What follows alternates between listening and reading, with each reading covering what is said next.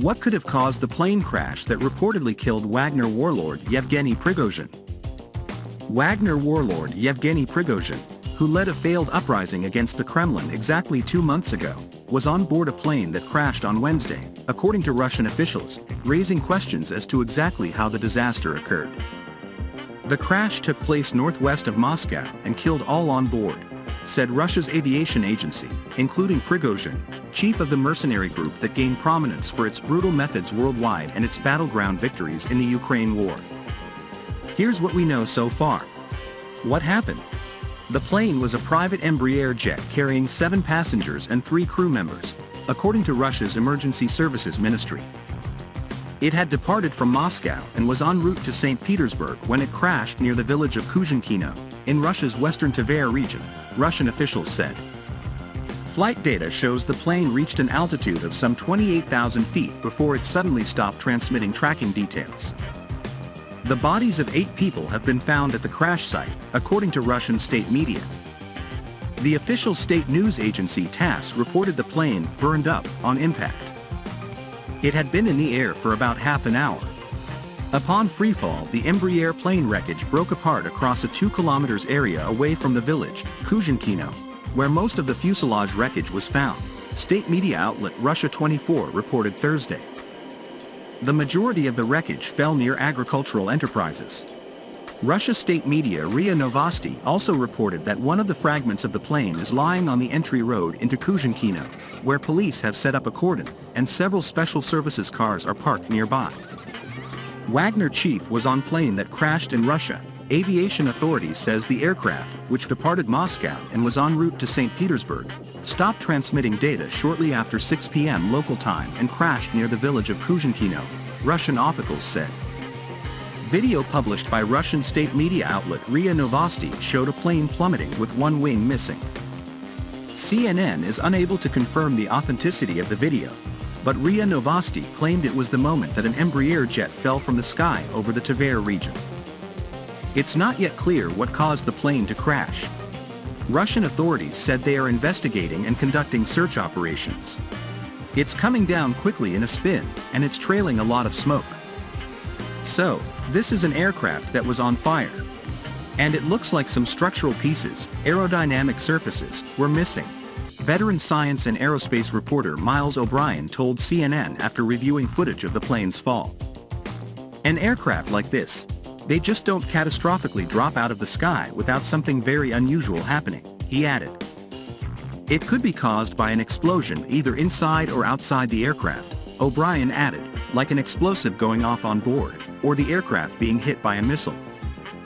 David Soki, a former safety inspector with the U.S. Federal Aviation Administration, echoed this possibility, saying the plane's fall looked like it had only one wing left. Was Prigozhin on board? Prigozhin and several top Wagner lieutenants were named on a list of passengers shared by Russia's aviation agency. A Telegram channel linked to Wagner, which had previously carried the group's propaganda videos, also issued a statement saying Prigozhin had been killed. CNN is unable to confirm the claim. Other channels associated with Prigozhin and Wagner, including his official Telegram channel, have remained silent. But there are other clues linking the warlord and the crash. Another video released by RIA Novosti purports to show the crash site, where the last 4 digits of a registration number are visible on the plane engine debris, 2,795. Prigozhin's own plane, linked to his company's and the Wagner Group, is registered as RA02795. Was this payback? The crash comes exactly 2 months to the day after Prigozhin's attempted mutiny against Russia's military leadership. Prigozhin and his Wagner troops had seized key military sites and marched toward Moscow, where the Kremlin had deployed heavily armed troops to the streets.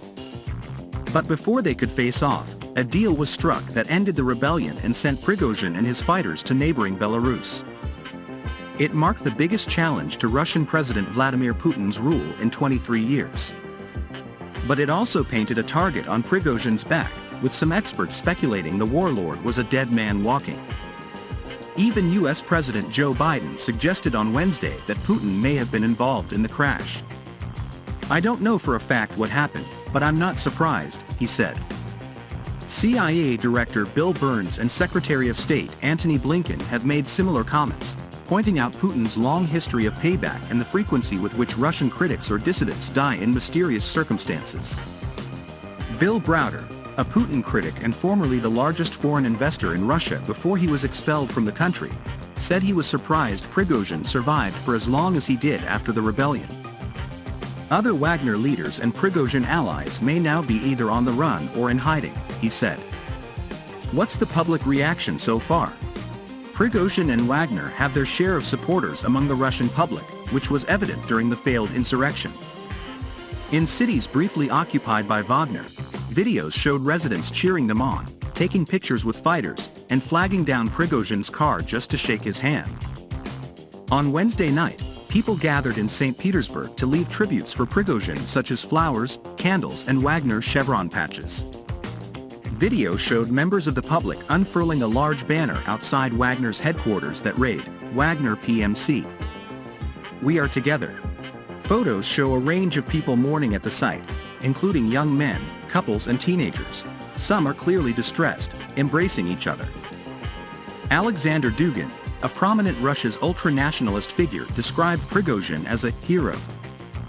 Dugin's daughter Daria was killed in a Moscow bomb explosion last summer that Russia claimed was the work of Ukrainian intelligence.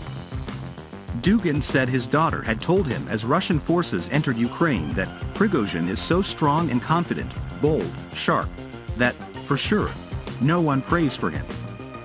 It doesn't even cross anyone's mind. Let's start praying for him.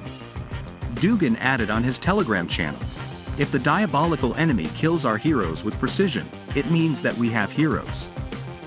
The news is likely to meet a far different reaction in Ukraine. Wagner forces were heavily involved in taking several Ukrainian towns early this year, delivering tangible progress for the Russian side, but often at the expense of sending waves of mercenaries into what Prigozhin called the meat grinder. "There will be no tears shed here at all, if indeed he has died," said CNN's chief international security correspondent Nick Patton-Walsh, currently based in Ukraine. He added that one Ukrainian soldier on the front lines had already texted him Wednesday to celebrate the news.